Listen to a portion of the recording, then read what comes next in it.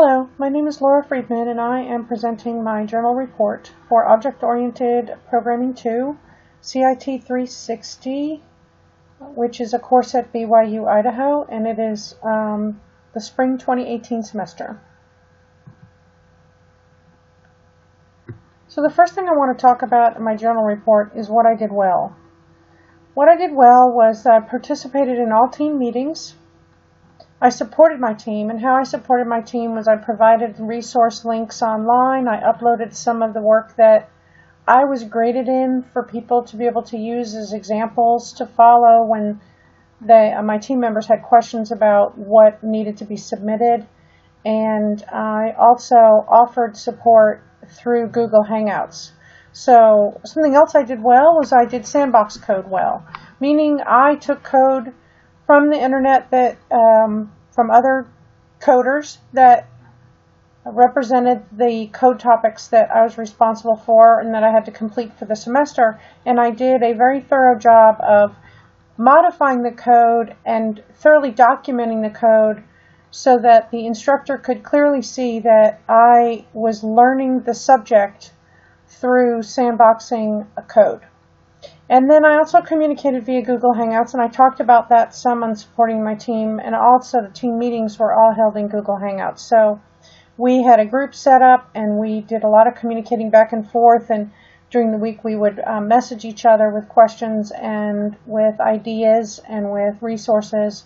So I did a great job of communicating through that. And I found a quote that I really loved that represented what I felt I did well. And it's from Elder Worthlin. The more class members read their scriptural assignments, the more they bring their scriptures to class, and the more they discuss what the gospel actually means in their lives, the more will be their inspiration, growth, and joy as they try to solve their personal concerns and challenges. And I really found that this quote applied also to the academic materials in this course. The more I read, the more I brought what I knew to the class, and the more I discussed what I knew with other people, the more I felt that I was inspiring others and I was inspired myself. So I felt my accomplishments in this course were that I completed the basic level on all 14 code topics. I completed all the assigned teaching presentations that I had. I submitted a personal project proposal for the end of the semester. And I felt that a huge accomplishment was that I worked cohesively with my team throughout the entire semester. So this was the first course that I had where I was in a team where there wasn't any kind of divisiveness or contention among team members. This was really, to me, it was a very joyful experience working with this team of students. The quote I felt inspired by when I was contemplating and considering this area of my journal report is from President Thomas Monson, and the quote is, "It is not enough to want to make the effort and to say we'll make the effort. We must actually make the effort. It's in the doing, not just the thinking, that we accomplish our goals." And the reason I really enjoyed this quote is because the journal is really a lot of metacognitive, which is, thinking about thinking. But this part of my presentation is really more about the actual doing. You can't really have the metacognition without taking some action so that you can be looking for those insights. What I felt I can improve on, the first one is to not allow fear to stop me. I really was terrified that I would not be able to complete this course and that I wouldn't understand the materials and I wouldn't get all the topics done. Some of my teammates had expressed early on in the semester how hard the course was. This wasn't the first time they were taking it, and so it was really overwhelming for me, and I really let fear stop me very early on, almost crippling to me. And that's not normally like me. So it was a challenge. But the quote that I found that inspired me in this area of the journal was from Henry B. Eyring, and it's a quote from 1988. He said, most people stop learning out of fear. They are afraid they cannot learn. You need never have that fear if you are faithful. Your formal schooling may be interrupted for some reason, but I want you to know with absolute certainty that you can learn whatever God would have you learn. Great learners believe that. They have the attitude that they can learn. And I really saw that I had to really increase my faith in Heavenly Father and Him enabling me to learn what I needed to learn to complete the work for the semester. The second thing I felt that I can improve on was not allowing others' opinions to shape my actions. So, as I said in the previous slide, in this course, in the beginning of the semester, some of my teammates were very, not negative, but very, this course is really hard, you know, you need to do this, and Hibernate and servlets are going to be super difficult, and you know, that's why I dropped the course. I never got them done. So I kind of viewed those topics as very, very difficult. And I put them off till they were the last two topics I did. In hindsight, I wish I had done them earlier because they actually, even though they took more work than any of the other topics, they were the most fun to me.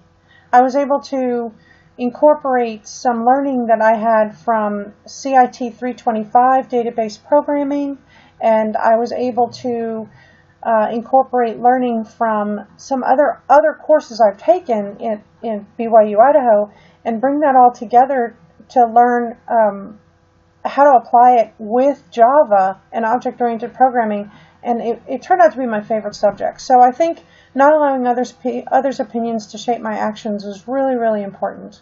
The quote I found that inspired me for this part of my journal was from President Dieter F. Uchtdorf, The Love of God, from General Conference, October 2009, and he said, "There are so many shoulds and should nots that merely keeping track of them can be a challenge.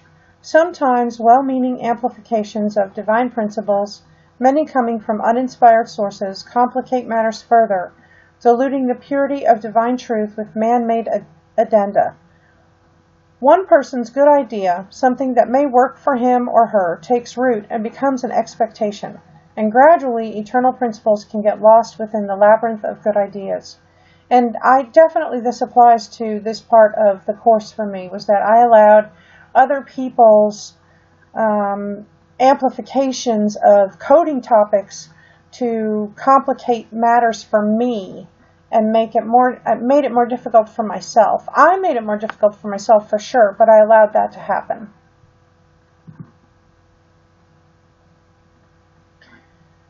In considering openness to new ideas, what new ideas did I learn? One was some topics in object-oriented programming that I did not know before. So something about me that I didn't really share in the class is I actually used to do a lot of coding. I was a programmer for many, many years, and I got out of programming when object-oriented programming first started because I didn't understand it at first, and I felt like I wasn't smart enough to learn it, and that really stopped me. So this course was a huge victory for me in my self-confidence and my ability to understand object-oriented programming. By no means am I an expert coder like I used to be, but I've overcome that concern that I can't learn it. And then also another new idea that I became open to and learned from is Java classes. Specifically, a lot of the classes that are already written, like the classes for Java collections and threads and executors and runnables and JUnit testing. A lot of the class libraries that are already there in Java that to learn as like a reference, so that I don't have to write coding from scratch in order to do some of what I want to, do in programming. Something else, the new ideas, obviously, I talked about in previous slides, is Hibernate and servlets.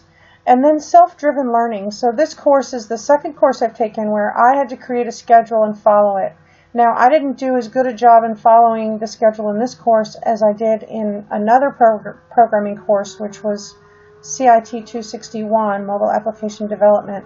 I wasn't as successful, in my opinion, certainly, in fact, in following the schedule that I had set out. But just the concept of self-driven learning, being given a list of topics and then me determining my schedule and then working to follow that, or how I would compensate for that and adjust in order to still complete everything by the due date, by the final due date, was really, that's something new for me. And then also support from my team, being willing to, pick their brains and take their suggestions and implement them and incorporate them into what I was doing. So not everything that they said was negative, like I had talked about before. A lot of what my teammates contributed was extremely helpful. A lot of the resources they contributed made all the difference in my learning a particular topic.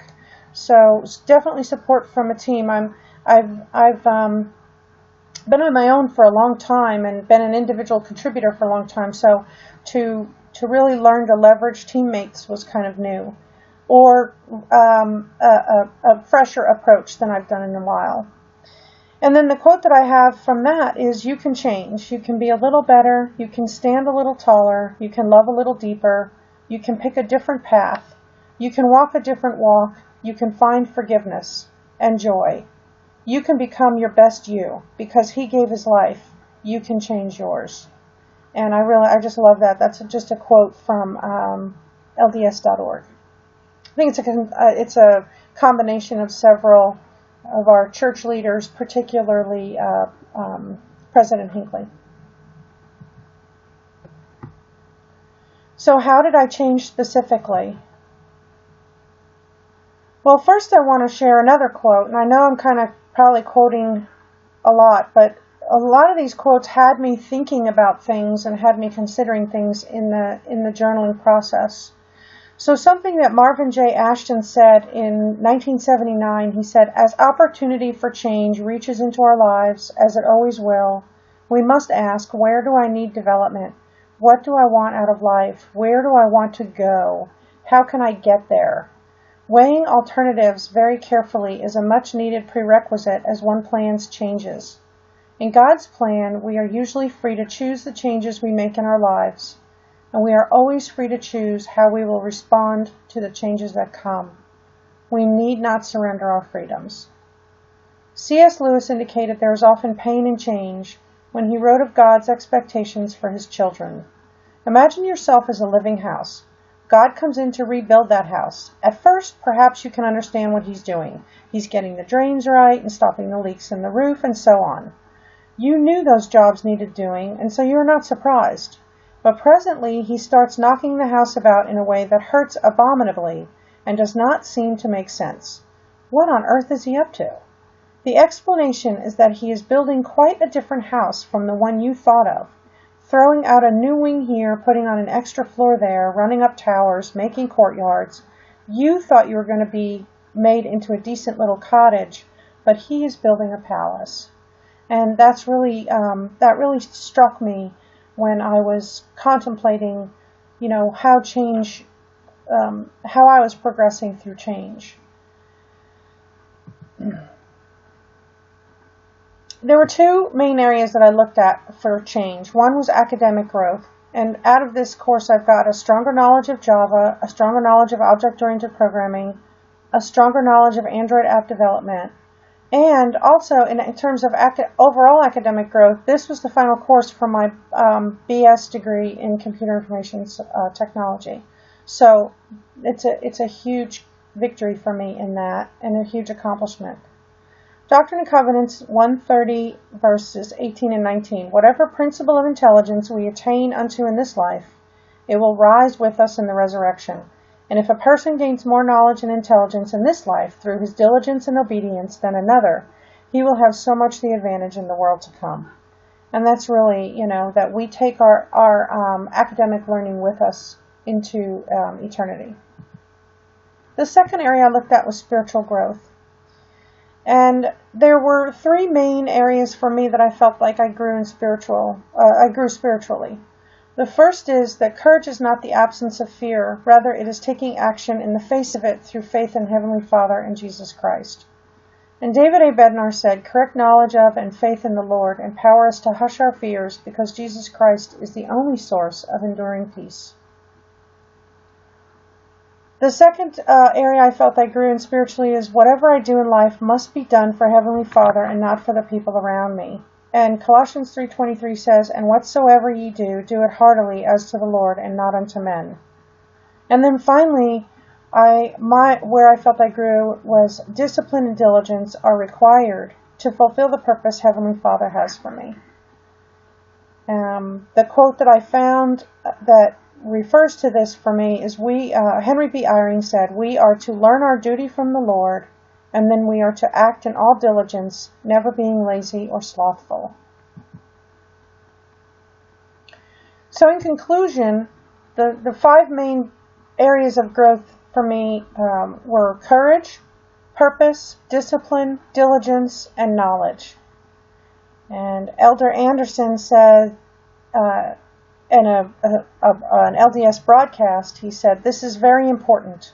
As we do our best, He will not let us fail. Thank you so much.